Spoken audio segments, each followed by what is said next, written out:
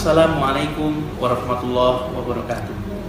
Kaum muslimin muslimat dimanapun kita berada, keluarga besar Ahmad Yogyakarta yang kami cintai, yang kami banggakan, mudah-mudahan Allah Subhanahu wa Ta'ala senantiasa membukakan hidayah dan taufik kepada kita semuanya untuk menerima kebenaran dan kemudian diberikan kemampuan untuk melaksanakannya sampai ajal menjemput kita semuanya.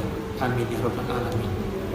Pada hari ini, hari Jumat 25 Jumadil Awal 1442 Hijriah, kita kembali dipertemukan untuk melanjutkan kajian kitab Faslun fi Tazkiyatin Nafas. Kita lanjutkan pada fakrah yang kedua, baris yang terakhir,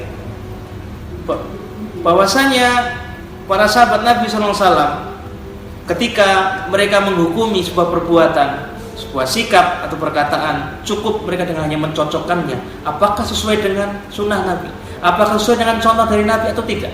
Ketika itu semua sesuai dengan contoh dari Nabi SAW, pastilah itu sebuah kebaikan. Dan apapun yang tidak sesuai dengan contoh dari Nabi SAW, meskipun semua manusia mengatakan baik, meskipun semua manusia bersepakat itu adalah sebuah kebaikan, sebuah kebenaran, yakinilah bahwa itu sebuah kesesatan, yakinilah bahwa itu sebuah keburukan, karena kebaikan hanya bersandar dan bersumber kepada Rasulullah SAW. Dia adalah orang yang terbaik, beliau adalah manusia yang terbaik, yang dibimbing oleh Allah Subhanahu wa Ta'ala dalam kondisi yang terbaik. Termasuk beliau adalah beliau adalah orang yang pertama masuk surga dan berhak memberikan syafaatul uzma ketika semua nabi, semua rasul tidak diberikan kewenangan untuk hal itu. Maka jalan yang terbaik tentulah dengan mengikuti sunnah Rasulullah Sallallahu Alaihi Wasallam. Hal ini ditunjukkan oleh perkataan beberapa ulama salaf kita dari kalangan sahabat Nabi SAW.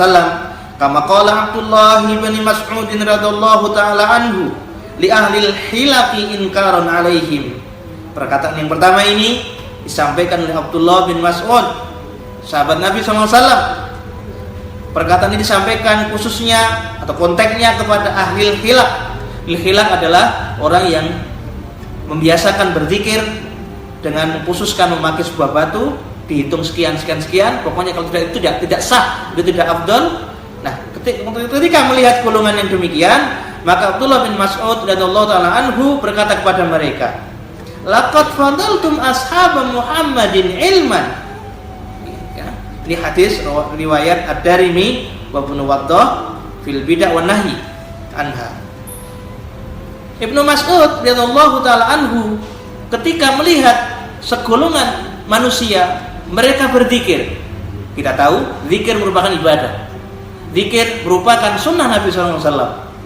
Dan Rasulullah SAW tidak pernah melakukan hal itu. Kemudian berzikir subhanallah 33 kali, kemudian mereka memaksakan harus memakai batu atau memakai kayu, dihitung sebagainya. Rasulullah SAW tidak pernah mengajarkan demikian. Maka ketika Abdullah bin Mas'ud ini melihat sesuatu yang tidak dilihat pada diri Rasulullah SAW, Rasulullah SAW tidak pernah mengajarkan itu. Kemudian dia mengatakan, laqad fadaltum ashab Muhammadin ilman. Apakah kalian, ini sebenarnya bukan pertanyaan, tapi ini sebuah teguran, sungguh kalian telah melampaui sahabat Nabi SAW ilmunya.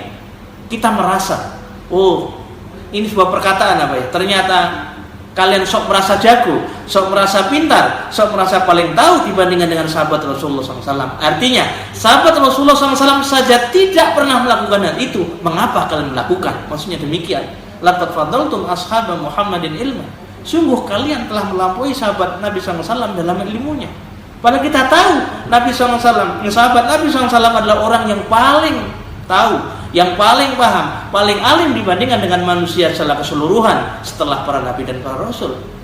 Dan mereka tidak melakukan sesuatu dalam hal ini berzikir dengan menggunakan batu sekian kali, menghitung pakai batu, tidak.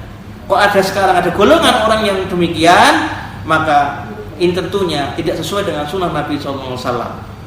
Dan terlepas itu adalah sebuah ijtihad dan sebagainya, akan tapi kaidah awalnya jelas, apapun yang tidak bersumber dari Rasulullah SAW, maka itu bukanlah agama. Dan tidaklah ada suatu kebaikan sekecil apapun, pasti Rasulullah SAW sudah mengajarkannya. Artinya kalau ini sebuah kebaikan, tentunya Rasulullah SAW dan para salafus saleh telah mengerjakannya. Kalau ternyata kita dapati dalam sunnah-sunnah Nabi SAW, dalam athar para salafus soleh didapati keterangan ini, maka terlepas adanya perbedaan itu, sikap yang bijaksana, sikap yang terbaik adalah kita meninggalkan hal itu. Karena baik atau buruk kembali disandarkan pada Rasulullah SAW. Sudah terlepas manusia itu memandang baik, silahkan, itu manusia menganggapnya. Tapi kebaikan yang hakiki hanya kebaikan yang bersumber dari sunnah Nabi SAW. Ma'asyiral muslimin rahimani wa rahimakumullah. Terlepas sekali lagi kita sampaikan, terlepas ada mungkin perbedaan fikhiyah, katakanlah ada perbedaan fikhiyah, ada ikhtilaf fikhiyah ataupun ada ijtihad ulama, kemudian kita mengikutinya, maka ini bukan perbuatan yang bijak. Mengapa? Paling tidak ada dua alasan. Yang pertama, zikir adalah sunnah Nabi SAW, dan yang pasti Nabi SAW tidak melakukan hal itu. Toh ada ulama, entah satu atau dua, beberapa ulama melakukan hal itu karena ijtihad mereka, maka mereka jika ijtihadnya salah, mereka tetap mendapatkan satu pahala, dan ketika ijtihadnya mereka benar, maka mereka mendapatkan dua pahala. Sedangkan kita sebagai orang-orang yang awam terhadap hal itu, kalau kita melaksanakan sesuatu itu kok ternyata itu salah, maka kita berdosa. Itu ternyata benar sesuatu yang kita laksanakan pun kita tidak mendapatkan apa-apa, karena kita adalah orang yang awam, tidak memiliki kemampuan dan kapasitas untuk bisa berjtihad memutuskan apakah ini boleh dan setidaknya.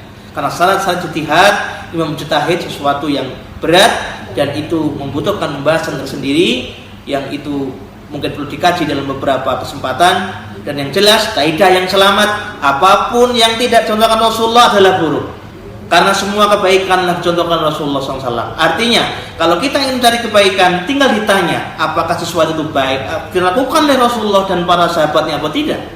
Jika itu dilakukan, maka mari kita melaksanakan. Jika tidak dilaksanakan, mari kita tinggalkan. Terlepas apakah itu baik atau buruk menurut pandangan manusia. Karena sekali lagi, hakikat kebaikan sejati hanya mengikuti jalan salafus soleh. Nikmas salafu ana, kata Rasulullah SAW. Sebaik-baik salaf adalah aku.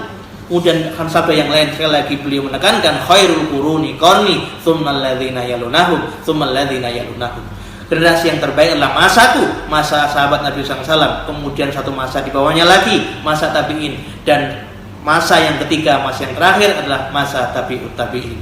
Demikian, semoga semakin jelas bagi kita semuanya untuk mengikuti, berittiba kepada salafus soleh dan berittiba kepada sunnah Nabi SAW sebagai jalan kehidupan bagi kita semuanya. Wa akhiru da'wana alhamdulillahirabbil alamin.